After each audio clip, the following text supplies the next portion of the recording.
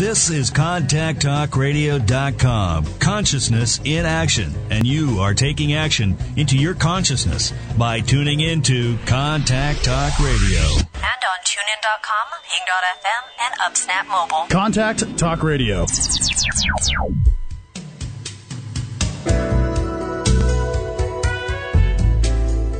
When was the last time you felt inspired? Have you ever wanted to take your passions and use them to launch a successful business and enhance your life? Co-hosts Katana Abbott and Vicki Trabosh, who are both authors, coaches, and international speakers, bring to you experts in the field of personal and professional growth, wealth creation, and mind, body, and spirit for an opportunity to hear the top advice from the top resources. So grab a cup of coffee and take that quantum leap you've been waiting for. Smart Women Talk Radio. The link to live with purpose, passion, and prosperity.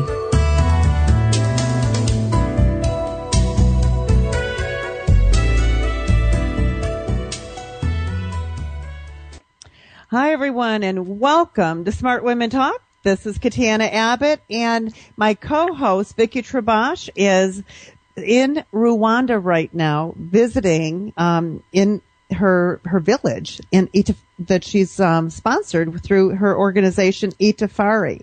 So Vicki will actually be back here next week. So I'm here to welcome you to our show, Smart Women Talk, and this is where we search the world for smart women and a few great men, including best-selling authors, thought leaders, and change agents who are making a difference in the world. And our goal is to connect you with individuals who are on that leading edge to help you live more joyfully and prosperously in all areas of your life. So our topics include money, which we're talking about today, starting and growing a business, health, creativity, and, of course, the metaphysical. Smart Women Talk is brought to you by our nonprofit called the Smart Women Empowerment Program. And this is where we inspire and empower women and girls in the area of mentoring, financial literacy, and entrepreneurship. Smart Women Empowerment is a project of United Charitable Programs, a 501c3 nonprofit. So today we have a financial advisor here with us. His name is Michael Canet. He's a best-selling author and host of the nationally syndicated TV show, The Savvy Investor. So that's our topic today. We all want to be a savvy investor. So we are going to be talking about this idea of the fiscal cliff, what its real impact is, because we hear so much talk about it, and then how to create a financial plan based upon real numbers instead of these hypotheticals. So in a few minutes, you're going to be able to meet Mike. And we may even open up the lines for some questions. So we will post that, and I'll give that to you in a little bit. But first, I want to share a smart women tip. Now, I've been doing these smart money tips. Today, I'm going to share a tip that will actually help you increase your prosperity. And what I'm asking you to do is to focus on gratitude for the next 30 days. I actually am one of these glass overflowing people, not half empty or half full. And those who know me know that I am just always in a state of gratitude. And my husband and I actually wake up every single morning and go out in our hot tub. We live on the lake, and we just express the gratitude. We're so grateful for what we have. And expressing that gratitude really does raise your energy vibration, which will attract prosperity. So I want to do an experiment with you. So I'm asking you for the next 30 days to focus on gratitude.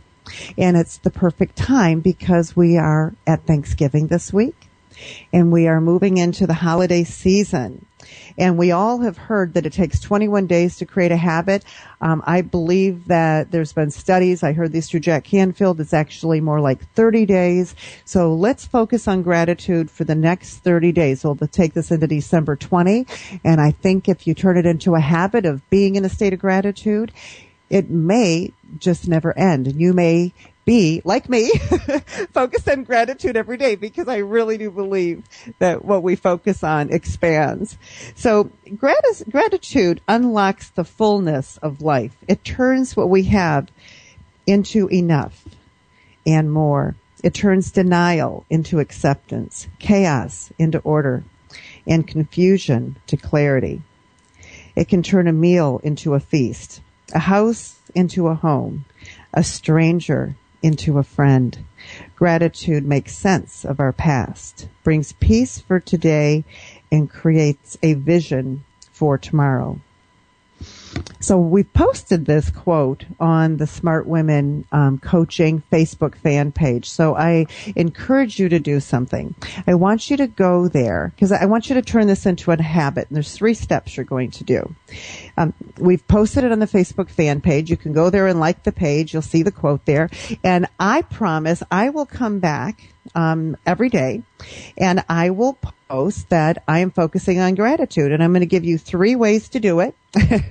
And I want you to focus on gratitude every day. It's going to only take you 1 minute to do this. And then you can come and you can start posting what are any changes, shifts, miracles, ahas that you start seeing in your life. Because you're going to put this, there's 3 steps are put this little reminder to focus on gratitude in your calendar or your iPhone so it beeps at you. And just stop what you're doing for 60 seconds. And I want you to take 3 deep breaths in through your nose, out through your mouth, in through your nose, out through your mouth. So just stop what you're doing for 60 seconds and bring your focus back down into, because we're 95% of the time we are operating from our unconscious, our subconscious mind. We're on autopilot. We are going to, and only 5% we're conscious. So you are going to bring your focus into your conscious. And you're going to do that by breathing and bring your focus down out of your body, bring it into your head, behind your eyes. And if you want, bring it into your heart chakra. And then I just want you to focus on gratitude.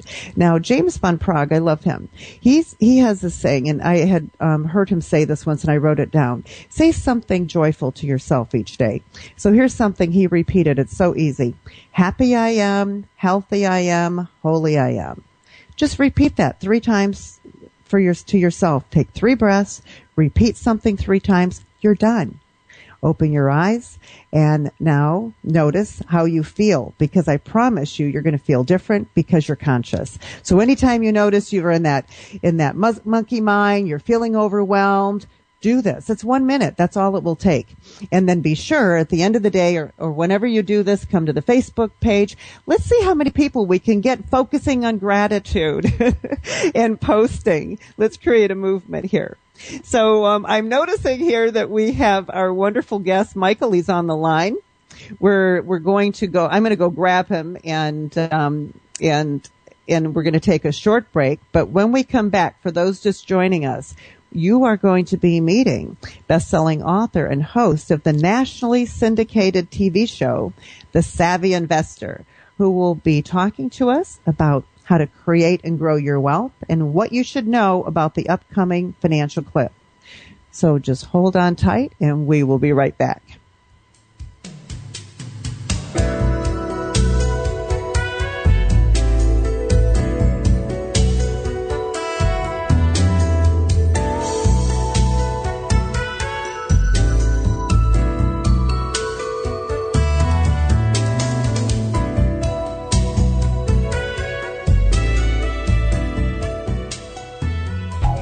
Have you ever wished you could make a difference in Rwanda? In a country that suffered a genocide in 1994 when 1 million people died in 100 days, what was left was not devastation, but hope and resilience. What more can you do? Join the Itafari Foundation in rebuilding the country of Rwanda through its programs. Itafari means brick. Changing what is possible is done one Itafari, one brick at a time. Reach the Itafari Foundation at www.itafari.org or by contacting co-host Vicky Trabosh. Together, we will make a difference.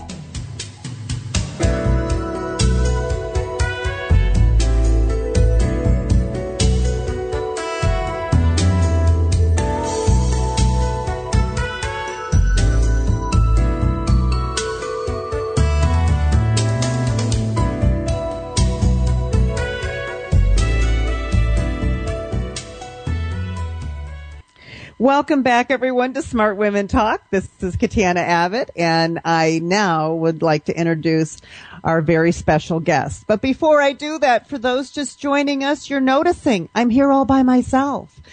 I have been for the last 2 weeks. So for those just joining, Vicki Trabosh is in Rwanda. And if you go to the Smart Women's Coaching Facebook fan page, you're going to see I posted a picture of her there. She's actually visiting her village for 2 weeks. She's got her foundation, itafari.org. So that's why, but she will be here next week. She'll be here by herself because I'm going to be in Costa Rica doing my 10-day inspection tour. And for those, and I just want to remind you of this, mark your calendars for March 17 because I'm taking 10 women back on another Costa Rica retreat. So anyways, I'm here by myself, but this is going to be a fun call. This is with another person in the financial services industry. His name is Michael Canet, and he's built a business and reputation on the stability he provides for his clients. His retirement and estate planning carefully allocates their assets so they can retire with confidence, income, and tax-deferred wealth protection that they need to create the quality life they deserve. He is committed to providing accessibility and ongoing service for the people he serves. Michael earned his master's degree in taxation from the University of Baltimore, and he attended law school at Catholic University of America. A longtime resident of Howard County, Michael has been married for 28 years to his wife, Helen, and they've raised 2 sons, Michael and Brian. So if you want to learn more about Michael, he is at prostatusfinancial.com. So welcome, Michael. Hey, Katana. It's great to be here. How are you doing today? I'm doing just fantastic. Now, I wanted to share something with you that we have in common besides the fact that we're both financial advisors. I'm not practicing in a practice anymore, but I've also been married for 28 years, which I think is quite a milestone. Oh, well, especially for our generation. It's fantastic. Isn't it wonderful? Yeah, I think what the divorce rate is something like 50%, and I don't know about your spouse, but the remarkable thing in our marriage is we're actually coming up to 30 years, and I can honestly tell you most of the time my wife still likes me, which I think is tremendous after 30 years. Isn't that? Yeah, it's really amazing. And I want to ask you something. Do you find that couples that sit down and work on their financial planning together have a stronger marriage? Yeah, I think so. I think what happens for a lot of people is they come into this with this notion of puppy dog love, and that's a great feeling, but they never sat down and discussed the realities of what life was going to look like as they grew up together. And while the love and the relationship and the friendship and the trust, all that's important, you also have to be on the same page monetarily, where you think your spending it needs to be, what your spending habits are. Is she a saver? Are you a spender? All those things come into play. And if you haven't had that conversation prior to really making that commitment, it can cause real headaches.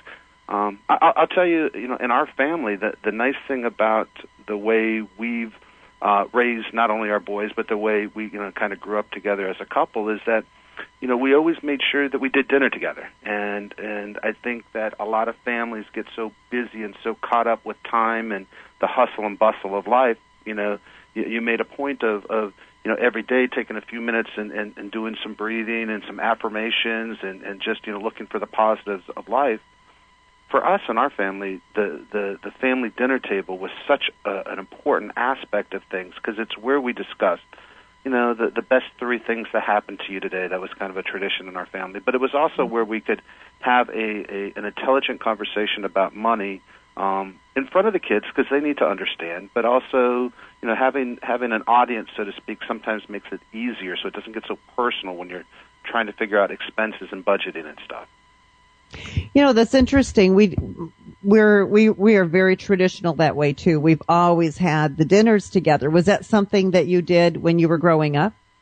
Well, and actually, it's my childhood is one of those movie of the week, maybe 3 or 4 part series after school. The ABC after school series things. I grew up in a pretty dysfunctional family, and I know we all come from a dysfunctional family, but I lived in foster homes for about 4 years. I actually lived for about 6 months in a shelter. So I think the one of the reasons why my wife and I have actually managed to survive and actually thrive after 30 years is that she came from a really bad marriage. Her parents had a bad marriage, and my real mother was married 5 times, and my adopted mother was married 6 times. So, neither one of us wanted to experience. Wait. Say that again. Yeah. So, how many times? my birth mother, my natural mother, was married 5 times, and my adopted mother was married 6 times. And I never, until I met my wife, I never lived in one spot for more than a year. I went to 9 different high schools. So no, stability was never part of my upbringing, and she had a little bit of stability, but it was a very, very hostile marriage. Her parents had a very, very difficult, hostile marriage, and it wasn't physical, or it was more emotional, mental type stuff, which can be just as damaging as the physical side.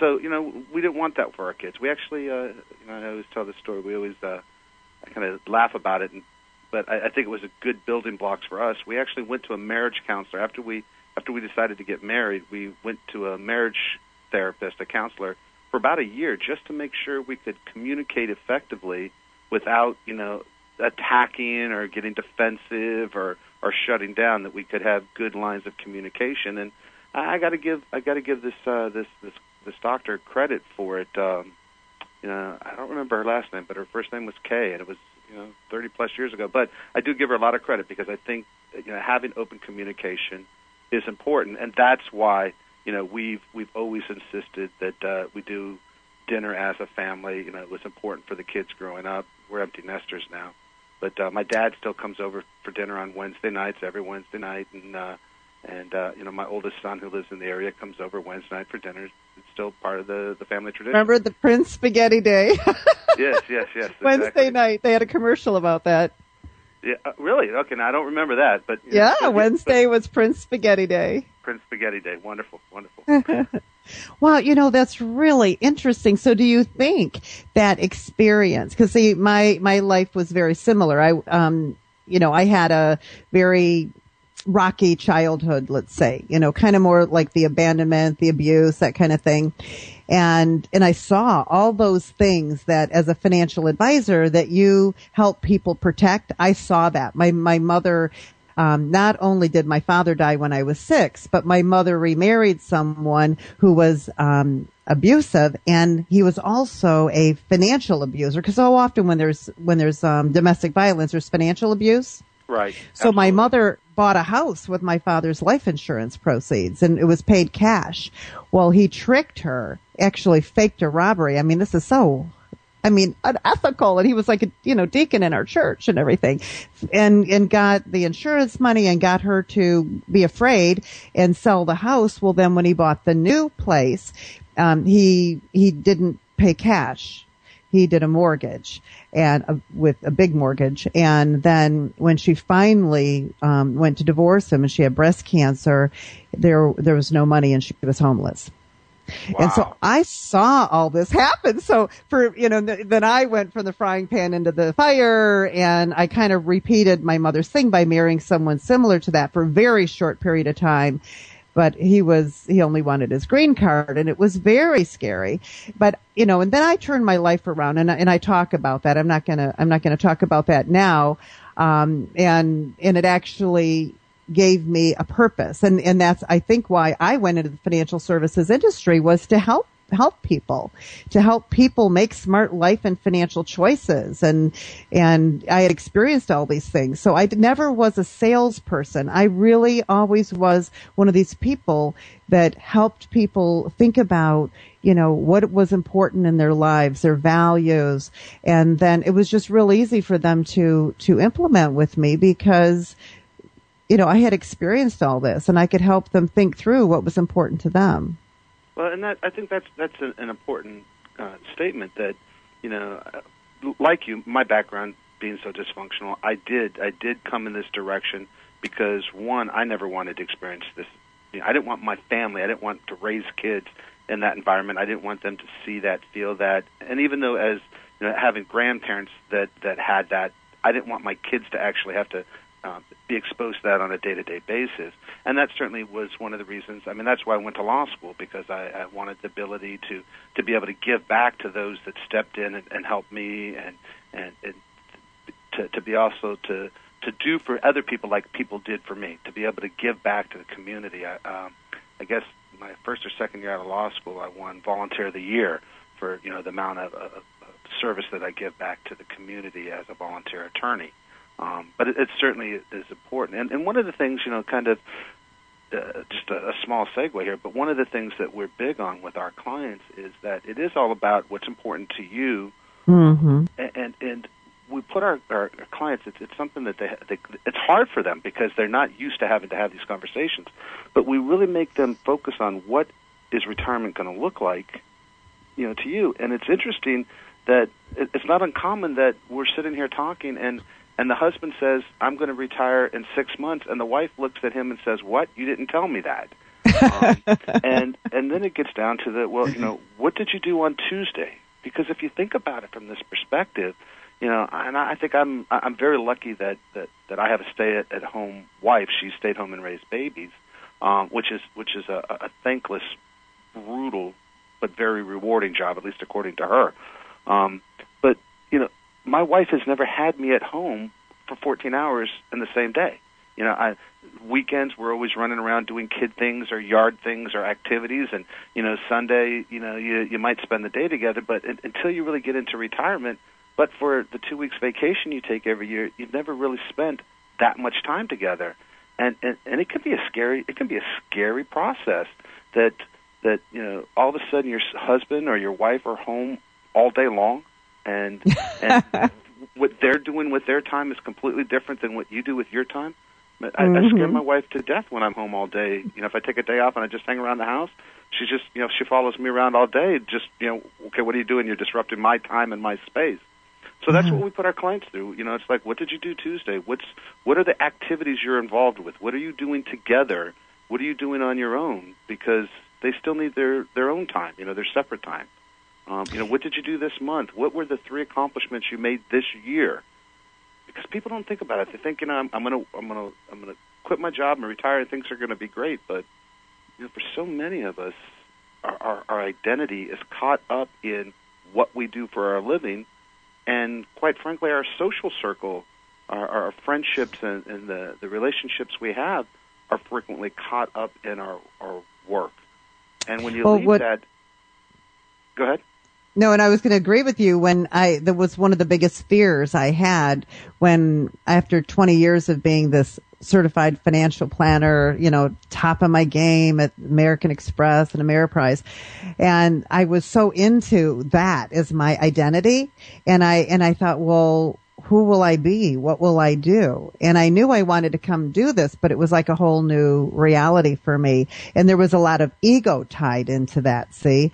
And so I think that people do need to think about that. And there was a retirement survey, the Retirement Confidence Survey. You're probably familiar with this. Mm-hmm. And the most recent one, they asked, how confident are you about retirement? And 80% in the most recent survey I saw said that they plan to continue to work after retirement, either because they don't have enough, because the average worker has $25,000 saved, or it was because their music was still inside of them and there was still something they wanted to do. And so that's what I find, that so many people, they don't want to retire, but they don't know how to retire to something. So what is it they can do? And then if they do retire to something, the most wonderful part about it, if they can even generate $10,000 a year, and I want to talk about this, if they can generate $10,000 a year in retirement, that is equivalent to having $250,000 in the bank earning 4%. Absolutely. And I think, and they're doing something fun. and I think that's the key. People mistake retirement with I don't have to work. I mean, retirement. with I'm not working anymore. Retirement doesn't mean you're not working. Retirement just means I no longer have to work. Right. You know, there's nothing wrong with retiring from one career and going finding something else that you can be passionate about. I mean, you can volunteer, and I'm telling you now, when you get into that retirement age, I don't know what it is, AARP or somebody sells your name to retirement organizations. Everybody, to volunteer organizations, because everybody wants your time. But there's nothing wrong with doing an activity, even if it includes working another job after you retire. Really, retirement's about the ability to have the choice. I want to work or I don't want to work. That's what a true sound retirement's all about, just having that choice. Nothing wrong with going back to work and doing something else that you could be passionate about. Well, and then a lot of people, there's something that they've always wanted to do. They have talents and unique abilities and passions and hobbies. And so that's what I ended up doing, is retiring to help people reinvent the second half. And it's amazing what people end up doing once they leave their main career of their life or their day job, to go do something like to write a book. Look at what Vicki has done. Now she's still working, but she was in our field. And so now she's a coach and a speaker. She's speaking all over, and she's, going to Africa and working with her nonprofit. And so, I mean, think about it. It takes a lot of courage. It takes a lot of courage. Again, your whole identity, your whole self-worth, unfortunately, typically is caught up in what it is you do for a living. And to walk away from that, it's so difficult for people. And I know people sit there are listening saying, "Oh, when I turn 62 or I turn 65, I'm just going to walk away. There's not going to be a problem." But the fact is the closer you get to it, the scarier it is. Which is why it's so important to do things like you suggested. Have a goal, have a plan. Sit down with your spouse and make a list of the things that you want to do. That movie that Morgan Freeman and Jack Nicholson did a few years ago, The Bucket List. Have your bucket list of retirement. Not, I'm going to do these before I die, but these are the things. It's not the honey-do list. It's the I-do list. It's things that you want to do. It's things you want to participate in, so that you actually have something to focus on other than, oh, my gosh, what am I going to do today? Yeah, because I think, wasn't it Iacocca said that was the biggest mistake he made, is he really didn't think about what he would do with himself when he retired. And think about it. I mean, you're talking about a CEO of a major corporation. I mean, Chrysler, he turned that thing around, quicker than you can blink an eye. And think about that. Somebody as smart and as intelligent as he is, he had no idea, because he didn't work with somebody like you. He didn't work with somebody like us that said, look, part of the planning process is not just numbers on a page. It's just not a paycheck when you retire. It's what is the quality of life? What are you doing tomorrow afternoon? You really have to, for you to be successful in retirement, the fact that you have money doesn't mean that you're going to have a successful retirement.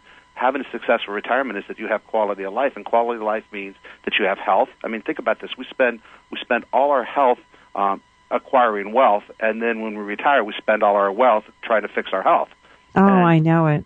And so, I mean, when you're in your 50s and getting ready to retire, you really need to start thinking about my health now. Get in shape now. You're better off, putting an extra hour in the gym than an hour in the office, because that $10,000 more that you get, or the extra $1,000 a month when you don't have your health, who cares? It's so important to focus on the quality of life after you retire, because the money is going to be the money. But if you don't have friends, if you don't have social circles, if you don't have family, if you don't have those support groups, if you don't have those things to keep your spirit and your emotion and your mental part of you engaged, you sit in front of a TV and you wither away and die. Well, and I think that's what happens sometimes with these couples that retire, and then one of them passes away, and then very short after, the other one passes away. They really hadn't engaged into life, and they didn't have anything happening, and they just, the life just goes away. I mean, you've seen that happen with couples. Absolutely. And it happens all the time. Yeah, I know. It's crazy. And the ones I see that are living vibrantly. I have all these people that I know that are in their late 70s and 80s, and you would never know it. They are so active and so vibrant. And think of that's when they have all this knowledge and they can be mentors and they can do wonderful work in nonprofits and write books and speak and coach people. And you talk about, Vicki writing a book and I wrote a book, and the fact is writing a book is not like it was, in the old days. It is so easy to write a book and share your experiences with other people. And like you just said, that generation, those people in their, 65, 75, 80 years old, they have incredible life stories that they can share. And even if you're just writing a little self-published book to pass on as a generational thing so the family knows the stories, it's a phenomenal gift, You can even do a video book. You don't even have to write it. You can just sit down once a week with, a tape recorder or a video camera. I guess now it's just your iPhone. But, sit down and record your life story. And it's a phenomenal gift to be able to give to other people.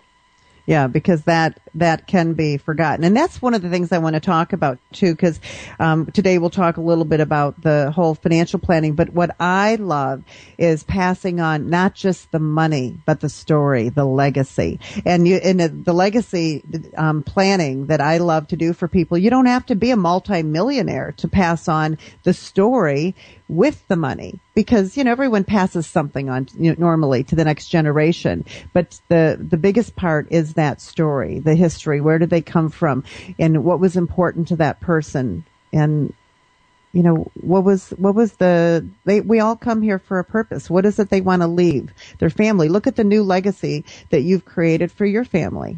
Right. And I'm going to make this personal. It is so cool. I think one of the difficulties are one of the things that I was very afraid of is there's 5 of us that were all kind of adopted and brought together, and between the 5 of us, there's 13 grandkids, and because we all grew up kind of with this wacko family background. When we all came together, when we were in 8th, 9th, I guess 7th to 10th grade is when we all kind of came together as a family. It's been very, very important to us to raise the kids together so that they had a sense of family, a sense of stability. And it was great with the kids, all the birthdays were together, all these traditions that started out when they were young, they all started to fade away when the kids started turning, the teenagers, 15, 16, 17, the kids started to want to go their separate ways. Well, now that some of them are 24 and 25 and have kids of their own, it's very rewarding to see them saying, "Well, what are we doing for the family get together? We want to get back and do this." I mean, it is such a wonderful feeling that it really wasn't wasted on the kids. They really did get something positive out of it, and it's just been incredible watching them, try to do for their kids what we all tried to do for our kids, and that's that family legacy, the traditions that are so important. Yeah. So let's talk a minute about this idea of the money legacy, though, because I think, people are going to be getting together with family but we're nearing the year end, and we just had this election and people are worried. And we had Natalie Pace on a few weeks ago, and she's the author of You versus Wall Street. And she had mentioned, a formula, and I'd love your opinion on this. And her formula is the asset allocation, but she says, based on your age. So let's say if someone's 50 years old, then they would want to have 50% in safe and the other half in diversified, equities. And she had said her recommendation was to actually increase that by 20% because of this fiscal cliff and what was going on. And so I just saw her little post that, hey, I was right, dropped 900 points or whatever. But this idea of the fiscal cliff, what are you suggesting that people do for this? And first of all, what is it? Because people hear this, but no one really explains in layman's terms what is going on and why people are so concerned about it. Or should we be concerned? What are your thoughts on that? Well, it's interesting. The whole idea of the fiscal cliff, that kind of goes back to the irrational exuberance that Greenspan mentioned back in '97, and the market dropped, 500 points or 1,000 points at that time. The fiscal cliff is really this whole notion of really the back when they had to raise the debt ceiling a couple of years ago. The Republicans and Democrats, I affectionately call them Tweedledee and Tweedledum, because I think they really are. I think the elected politicians really are the problem, not the solution. But these guys were fighting back and forth about raising the debt ceiling. Now let's understand this debt ceiling. I'm not advocating that it's a good thing to have. I'm not advocating that just because we have it every year it means it's acceptable. But it is what it is. And they passed a budget in November that they knew when they passed the budget that they were going to have to raise the debt ceiling in order to pay for exactly what they said they passed in their budget. Okay? So they knew this thing was going to happen, and they took us to the edge of basically default on our debt. I mean, for federal employees, they have the government bond fund, this G fund that's been very, very safe and secure. They raided the government bond fund. They took all the money out of there, basically, to pay bills because the government couldn't borrow money. I mean, they raided everything to make ends meet because Tweedledee and Tweedledum held the ability to spend money and close down the government hostage all the way through this debt crisis a year ago or so. And so the agreement they made was, look, we'll come down, we'll extend the debt ceiling, but here's what the deal is. We have to sit down and come up with budget cuts. We have to come up with budget cuts in order to reduce the overall spending and deficit. And in order to raise the debt ceiling, you have to agree that if we don't come up with budget cuts, we're automatically going to cut across the board. 10%, just boom, cut it across the board.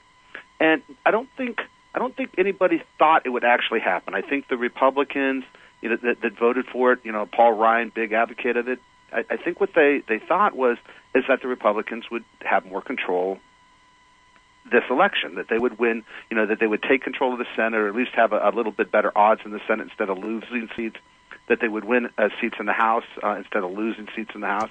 And too many women, yay. Yeah, and more women, right, and many more women, yes. Yeah, the Democrats went out, they started recruiting women. Well, and that's smart because you know what? Women understand better than men do, at least better than the politicians that are up there now, that, in order to govern this country, you have to compromise. There is nobody out there, or too many of us out there are in the middle, a little left, in the middle, a little bit right, but there's not enough of us out there that are so far to the left or so far to the right that that's the only stance you can take. At least that's my observation. Well, and I say the women want to collaborate. They're used to this. They're used to being caregivers and caretakers, and they want to collaborate. They don't have the testosterone and the ego going on in the competition. Well, then that's how you can tell that God's a woman, and she has a sense of humor because she gave that to the guys, right? So you mentioned the 10% cut automatically, and they didn't expect this to happen. Right. So now we have this cliff that if everything if they don't solve this in this lame duck Congress over the next 3-4 weeks, we literally all these things automatically happen. You have between spending cuts and tax increases, basically a 4% reduction in GDP. You're going to lose, I think it's about $650 billion in tax increases, and even though they say it's $1 trillion, it's really about $100 billion over the next year that have to be cut. And the fact is that cutting $100 billion out of the federal budget is not that hard to do. I mean, they make this big to-do about it, but cutting $100 billion out of the budget isn't difficult. There's lots of little things they can whittle around with. The problem really is that people don't focus on, and even when you listen to the deficit hawks talk about you need to cut. Here's the bottom line with this. I don't care how much they cut out of the budget. We know there's a gentleman named David Walker. He was the former Comptroller General of the United States, the nation's top accountant. He ran the Congressional Budget Office. Yes, didn't he make a PBS special or he made a movie, actually. Well, he did an incredible interview with 60 Minutes back in 2007, March of 2007.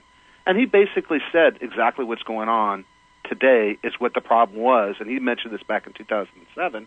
And here's what we know. You've heard of... And that was when, what was our deficit then? It was only, what, was it $5 trillion? Yeah, I think 4 or 5 trillion. 4.7 trillion. He made a movie and he said, this is what's going to happen, and it's exactly what's happened. Absolutely. Well, and as a financial advisor, BlackRock, right? You know who BlackRock is, the mutual fund investment company, right? Mm-hmm. So Peter G. Peterson actually runs this company, or he founded this company. And he contributed, I think it was $10 billion of his own money to set up the Peter G. Peterson Foundation, which is all about deficit hawk spending issues. Now, he's not an advocate that you eliminate Medicare or Medicaid or Social Security or raise taxes. He's a realist. You need to do a little bit of both. And this is the study that they did. They determined, and if you eliminate the entire federal budget, I'm talking about defense, Homeland Security, EPA, education, highway. You get rid of everything, even that discretionary spending. And I know people get upset when they hear about somebody getting paid to do a stopwatch with a shrimp on a treadmill to find out how fast a shrimp can run on a treadmill. I don't know what they use that for. I don't know what the information is for. But here's the bottom line: if you cut all those things out, you still can't pay for Medicare, Medicaid, and Social Security by the end of this decade. You have to raise taxes, and you have to change how we deliver these services. They have to change Medicare, they have to change Social Security, and they have to change Medicaid. And some of these things are easy fixes, but the bottom line here is that you can eliminate all that stuff, and you can't pay for those services. So for the deficit hawks that say just cut, you can't cut enough. And for the people that say just raise taxes, you can't raise taxes enough. Mm-hmm. And here's the scary part that nobody really talks about. When you cut $1 trillion or $100 billion, or you even fire the guy that has the stopwatch timing the shrimp on the treadmill, he just lost his job. He adds to the unemployment rolls. And, he's a guy who was paying taxes. He was a guy that was taking his paycheck home and making a mortgage payment or paying rent someplace. He was buying widgets out in the economy. And if we want the economy to be successful, we need people spending money. We need people buying widgets. And, the Wall Street Journal the other day was just talking about corporate America says, look, we already see the slowdown coming, notwithstanding, Tweedledee and Tweedledum, taking us to this brink of disaster. We already see the slowdown coming, and we're cutting now. And that's with consumer spending up. Consumer debt went up to, $5,000 on average on credit cards last month? So we're spending more money, and they're still cutting back. So in this study I saw, 43% of Americans spend more than they make. Well, that can't go permanently either, because you imagine what's going to happen with that, because the credit card rate was going down. Now it's going back up. Right. Well, and so all of those things add up together. What it all means is that if these morons in Congress don't fix this, we're in a bunch of trouble. We're in trouble either way.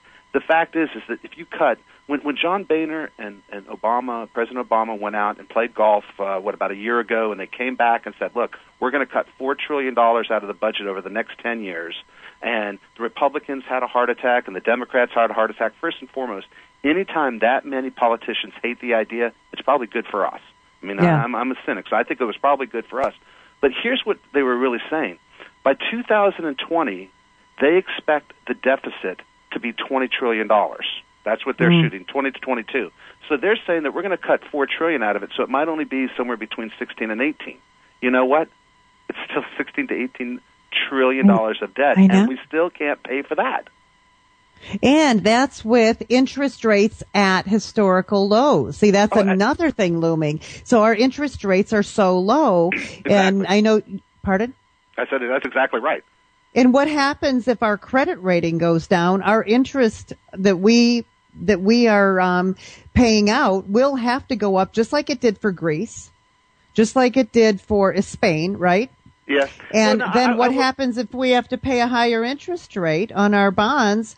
And then we're going to have, what is that going to do to our debt? Well, I'm not as worried about interest rates going up anytime soon. Bernanke has made it pretty clear he's keeping things pretty low, and the nice thing about the Federal Reserve is that, one night after hard work, they had pizza and beer. I don't know if you heard the story, but they had some pizza and beer, and they went to throw it out. Now, they do recycling, so they took it out back to put it in the recycling bin, and they noticed they had a printing press back there. And one of the guys on the Federal Reserve said, you know what, we have this monetary shortage. Why don't we just print more money, and we can feed it out to everybody, and we have plenty now. So the Federal Reserve actually buys a little over 50% of our debt every year, which is, just a beautiful strategy. Take money out of one pocket, stick it in the other, and look how much money we have to spend. So they're able to keep interest rates low because they continuously buy the debt. And so it's not as competitive as it has to be because, you know what, they'll just buy more debt. If the Chinese stop buying our debt, if the Japanese stop buying our debt, they don't care. They'll just buy it themselves. So they can keep the rates low because, quite frankly, why would you, lock your money up for 10 years at, 1.6 or 1.7, even 1.8%? That's just plain old stupid. Well, but that has a consequence too. By this printing, because it causes inflation, and then that hurts the little guy who's using these dollar bills that are losing more and more value because things are becoming increasingly expensive. And so, how much has our dollar gone down in the last 20 years? But that's exactly what Bernanke wants you to do. He is devaluing your dollar. He wants that inflationary pressure in there, so you stop saving money and you go buy widgets. The consumer drives the economy. We're responsible for 70% of consumption. And if you think about it, over the last 4 years, the Federal Reserve has pumped almost $4 trillion into the economy. $4 trillion they pumped into the economy. In how many years?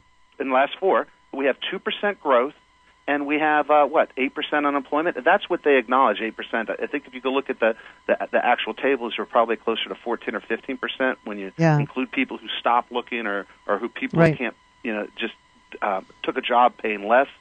So the fact is what Bernanke and everybody is missing is that, I'm 50 years old. My kids are done. I'm not spending tons of money on my kids anymore. I'm not buying them, bags of potato chips, and I'm not buying them tons of clothes. I have one kid out on his own. We help him a little bit, and I have one kid off at college. And it's not that college is cheap, but we're not spending the same amount of money on them on day-to-day consumable goods, and that's what they're missing. The baby boomers, we're, 78, 79 million Americans. We're 45% of the working population. At age 50, we stop spending money. That's just the way it works. And we're all 50. We're all saving for retirement, which is good for me as an individual because it put money in my pocket, but it's bad for the economy because I'm not buying a widget. We are saving for retirement. Good for me. We're paying down debt. Good for me. Both those things are bad for the economy because we're not putting money out there. And we know how important it is that we buy stuff that if you go back to George Bush, President Bush, at 9/11, the first thing he did after the terrorists hit the World Trade Center is he said, here's money, go shopping. And next year he said, here's more money, go shopping. Yeah. 2008 when they actually did a campaign. Yeah. Because everybody wanted to nest and stay home and be kind and take care of each other and they said no, the solution to our economy is to go out and go shopping and buy American and all the, and you're right, it was amazing. Don't let the terrorists win. Don't let the terrorists win. Even 2008, 2008 when the economy started to falter, here's money, go tennis shoe shopping.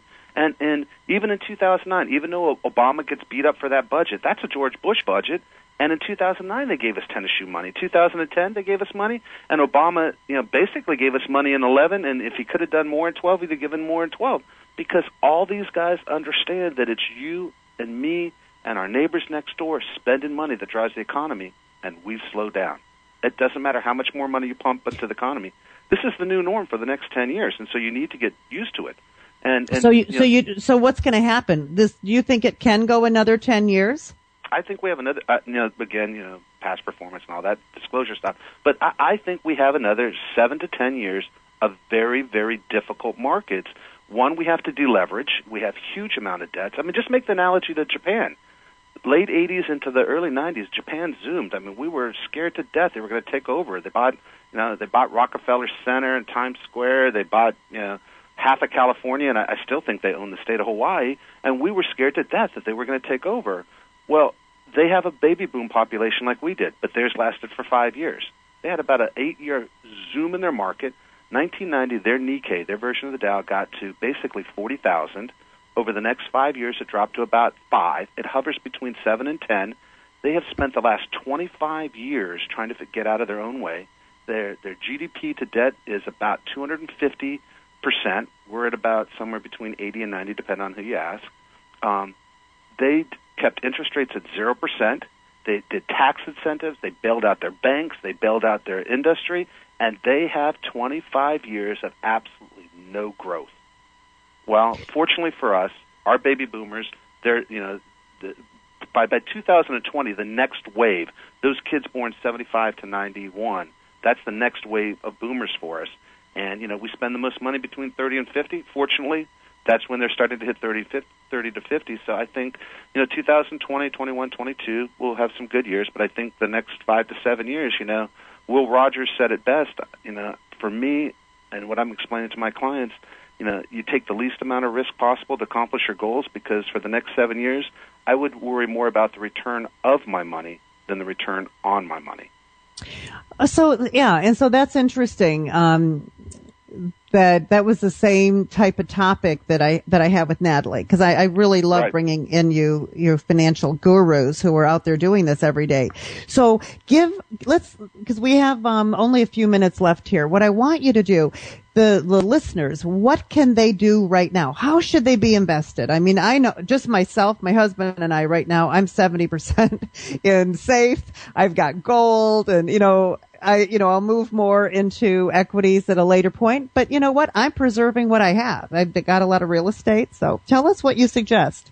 I think you've hit it right on the head. I don't subscribe, and there's different philosophies for different people. I don't subscribe that it's 100 minus your age or something like that to figure out which percentage should be. I mean, that's a nice general rule of thumb, but our bottom line is that you take the least amount of risk to accomplish your goals. So you should always start with what is the end result.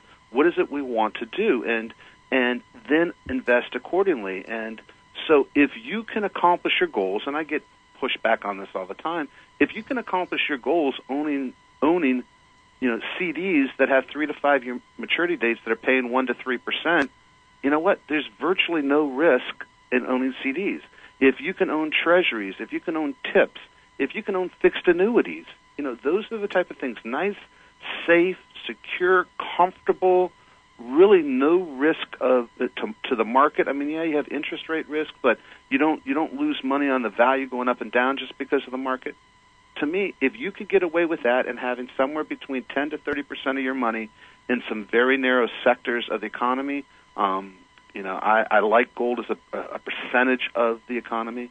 Commodities I think have a little bit of room to run. Maybe not in the immediate future, but over the long haul, I think they're a nice little place to go.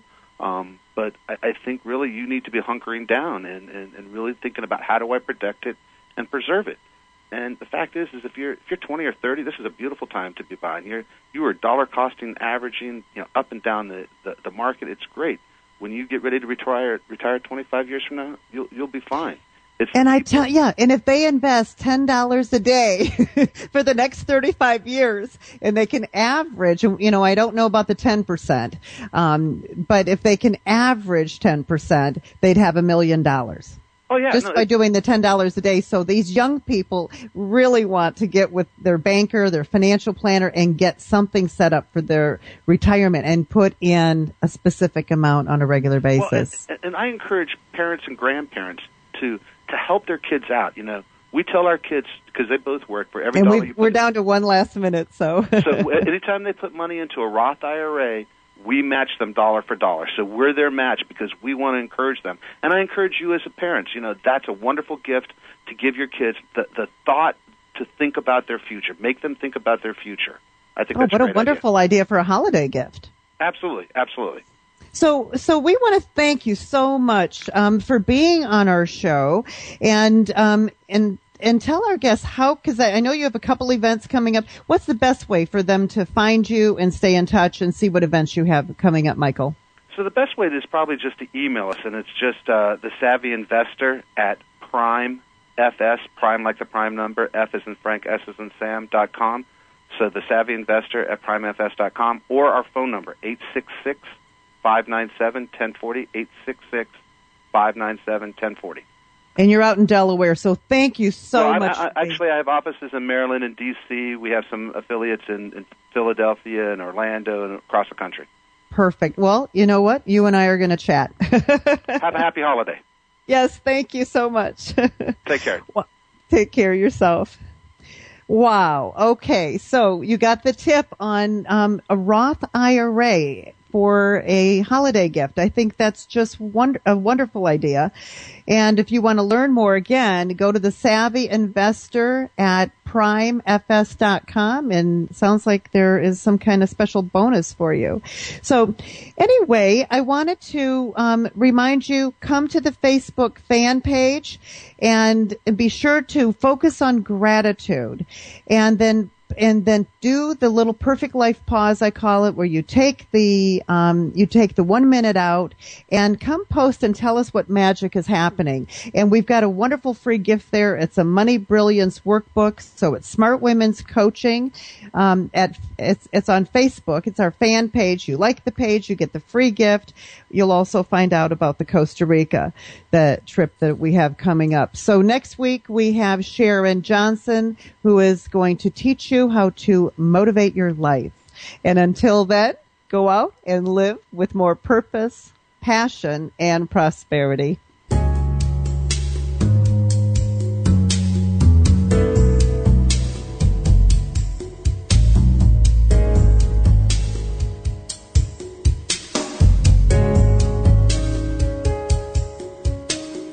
Thank you for joining us here at Smart Women Talk Radio, a place to learn, prosper, and grow. Tune in again next week for another exciting episode of Smart Women on the CTR Network. And remember to live with purpose, passion, and prosperity.